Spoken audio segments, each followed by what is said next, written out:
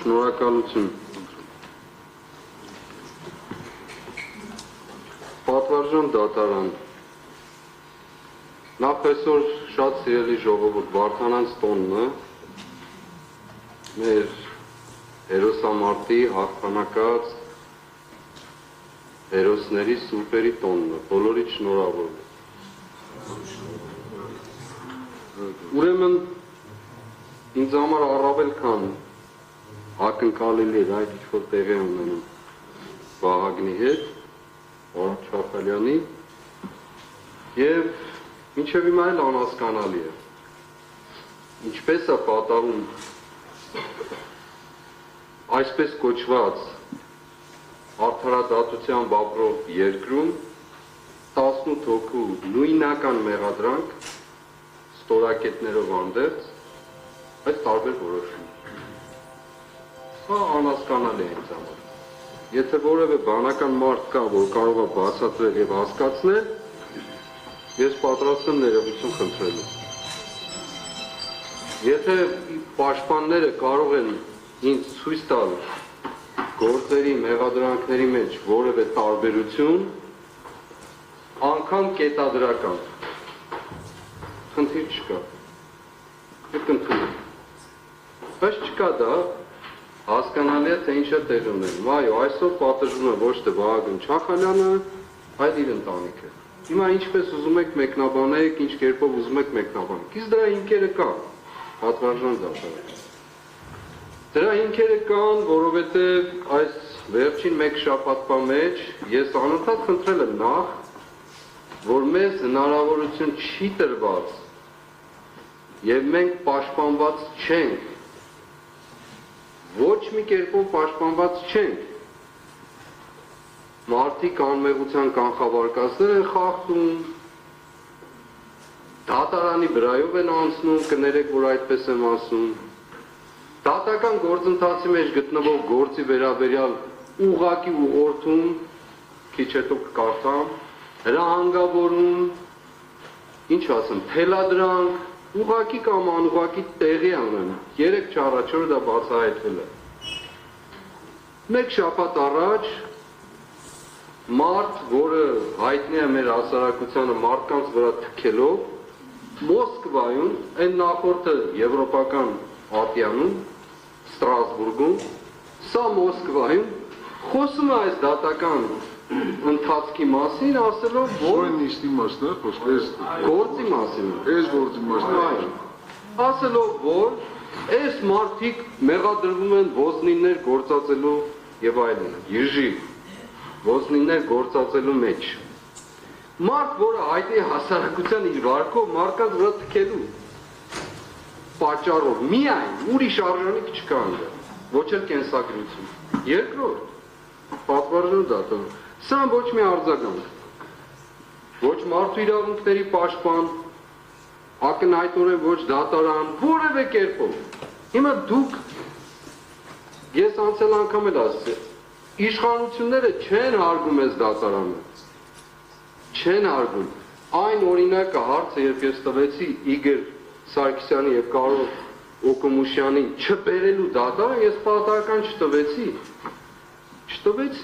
պատահական, որովհետև այն ինչ որ տեղի է ունենում մեր երկրում, դրա տրամաբանական շարունակությունը արտահայտվում է դատարանի նկատմամբ, ոչ թե դատարանի նկատմամբ։ Իսկ ինչ է տեղի ունեցել 3 կամ առաջի օրը հանրայինի եթերում, կարդում եմ պատվարժան դատարան։ Ոչ ոք չի ասում, ոնց կարող է հոգևորականը պլանավորի, որ Հայաստանի մայրաքաղաքի մի մասի կամ հանրապետության էլեկտրական մատակարարումը դադարեցնի, սաբոտաժ անի, երթևեկությունը կասեցնի, խոսի մարդկանց պատերի տակ գնդակահարելու մասին։ Սա ասում է մի մարդ, և դրանից առաջ, այո, ասում է, որ սա աշխարհում ռադիկալ իսլամիզմին է նմանեցնում և խոսում է հայ եկեղեցու մասին որպես օտար պետություն պետության մեջ։ ուղղակիորեն առնչակցելով այս ամբողջ գործընթացին ռադիկալ իսլամիզմ համարում է մեկը ինձ կոնկրետ այո այդպեսը ով ինքը իր վարկով ծայրահեղ տոտալիտար աղանդավորական դրսևորում ունի ամբողջության մեջ մյուս բաները չասեմ մեղադրում է մի առանց գործական լինելու մեջ ում խմբակում անունով ազգանով գործակալ կա, որը չի հերքվել։ Եթե պետք է անուն էլ ասեմ, չի հերքվել ուղղակի։ Մեզ մեղադրում է ասելով, որ ժողովուրդը մերժեց, ժողովուրդը չմերժեց, ժողովրդին դու ռմբահարեցիր, բանտարկեցիր, ամենավերջին աստիճան խաղաղ ցուցարարներին օտար զավթիչի պես։ Հիմա մեզ մեղադրում է մարդը, մի մարդ,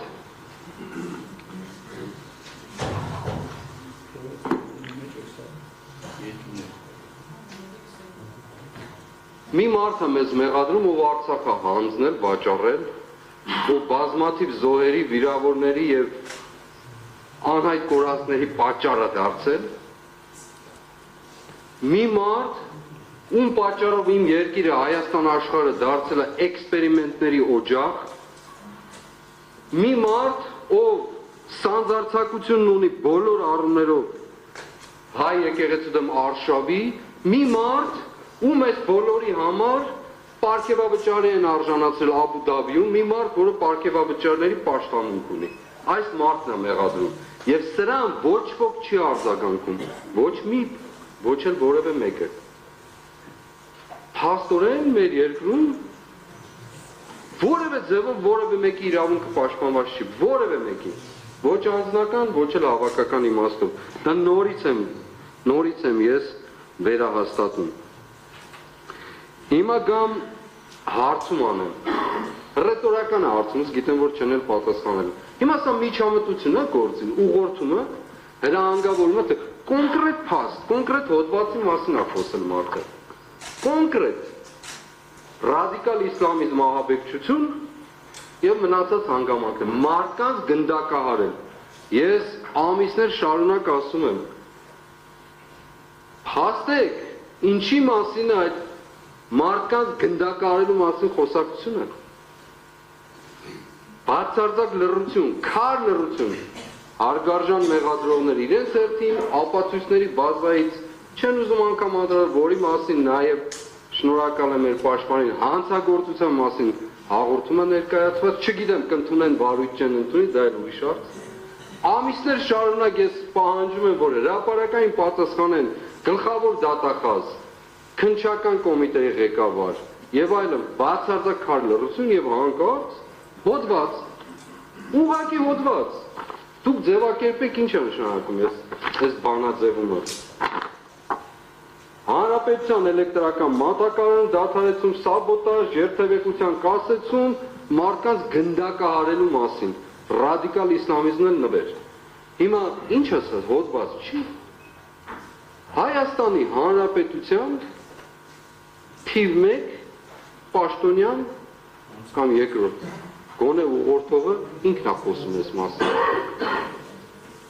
Ով պիտի սրա ձեռը բռնի։ Պատվարժան դատարան։ Դուք մեզ ասում եք, այո, եւ իրավացի եք, շատ իրավացի եք, ասում եք, քաղաքական տեքստեր մի ասեք եւ այլն։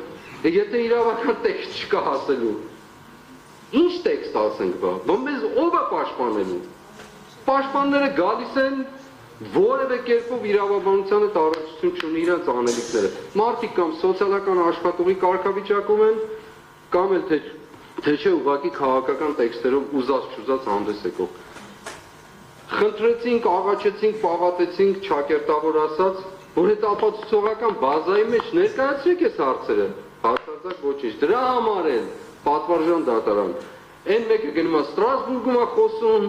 այն մյուսը գնում է Մոսկվայում է խոսում, ընդ որում հիբրիդային պատերազմի մեջ մեղադրող Մոսկվային խոսում, այն մյուսը հանրայինի եթերով ուղղակի հոդվածն է կարդում։ Հիմա դուք ուզում եք ինձ ասել, որ ուրիշ կերպ է լինելու։ Ես շատ մեծ տարակույս ունեմ եւ Վահագն Չախալյանի այս Դեպքն էլ դրա վկայություններից մեկն է։ Իսկ ինչ մնում է քննչական կոմիտեի ղեկավարը։ Դուք չպատասխանեցիք իմ հարցերին, չես էլ պատասխանել, այո, նա էլ եմ խոսում։ Դրա փոխարեն Թրաֆիկինգի ենթարկվող քննիչներին ուղարկում ես մարդկանց տները, մտավորական մարդկանց տները, գնալու զենք զինամթերք փնտրելու։ Եվ այո, հանցագործություն ես անում, դրա պատասխանը պիտի տաս դու։ Եվ դու եւ քո մնացած բոլոր թրաֆիկինգի մեջ գտնվողները։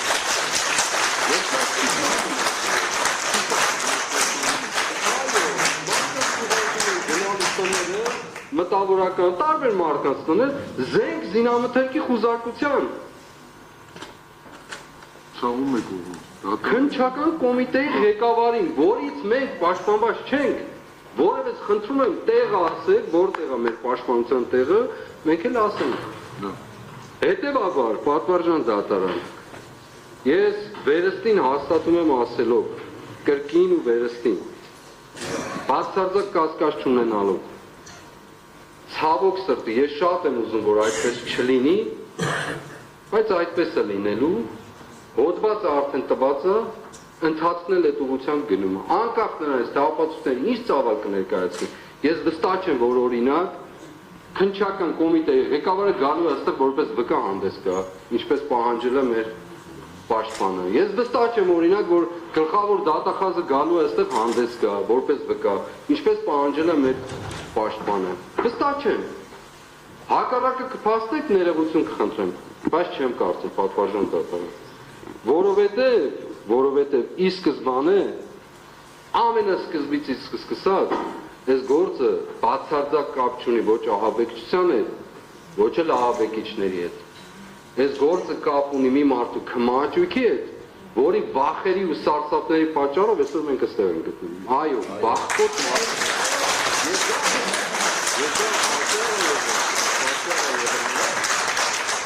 որի երկիրը այսօրվան հասնի, թե քաղաքական իմաստով զավթված իշխանությամբ, տապալած սահմանադրությամբ, բոլոր օրենքները խախտած, տասնյակներով ու հարյուրավորներով, թե կրթական, թե մնացած բոլոր ոլորտներով։ Պատվարժան դատարան,